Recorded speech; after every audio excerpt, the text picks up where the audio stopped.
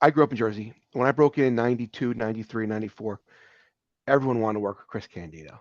Oh yeah. I mean, just oh, man, I miss him. Like what a worker, what a guy. Yep. What can you tell me about Chris Candido? Chris, like you said, great worker, great guy. Um, he's the one you could rib a little bit. You were probably experienced this in a locker room where, Chris, you all right? You look like you're losing a little weight. What? Whoa, whoa! He gets out the bands. And he starts working out. um, and he would carry Bedazzler with him. You Oh, remember really? the Bedazzler? I remember. I don't remember Chris with it though. Yeah, Chris Oh traveled with a man. Bedazzler in case anything fell off one of his jackets or his gear or whatever.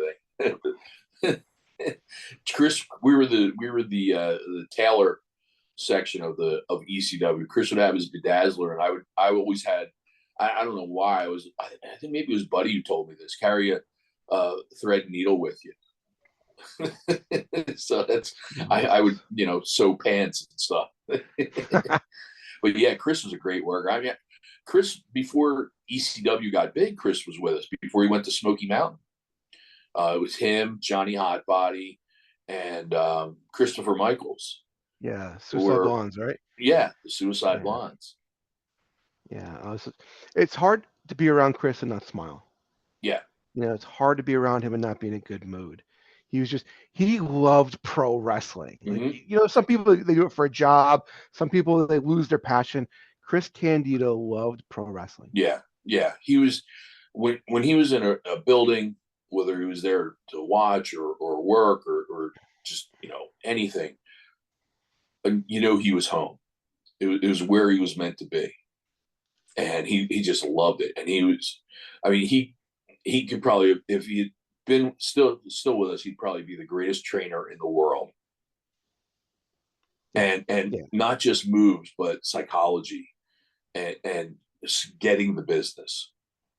Yeah, Chris is one that still hurts. What was your relationship with Tammy like? She was just there. She the first pay-per-view, Barely Legal, I ripped my pants. If you go back and watch it, you can see a little tidy whitey in the crotch in the Van Dam Lance Storm match. But I kind of walked closely, so with my legs close together to cover it up. And I just remember she's the first one waiting there, coming through the curtains. You ripped your pants. I'm like, oh, thanks, Captain Obvious. But had you get along with her? Any Tammy stories? No Tammy stories. Yeah. She go off on her own. I tell you, Jim, I've known Tammy. I'm turned 50 this year. I've known Tammy since I was 17 years old. I've been around the woman 50 times. I've never, ever, ever seen the bad Tammy. Never. I've been to her house for barbecues. I've seen her in the locker room. Like, I get it. Like I know where there's smoke, there's fire. How she's been to other people, but I can only speak how she's ever treated me or my wife. Like I've never seen the bad Tammy ever. Yeah, I never saw the bad Tammy, but I've never seen a super good one either. Just there was, hi, how are you? Right.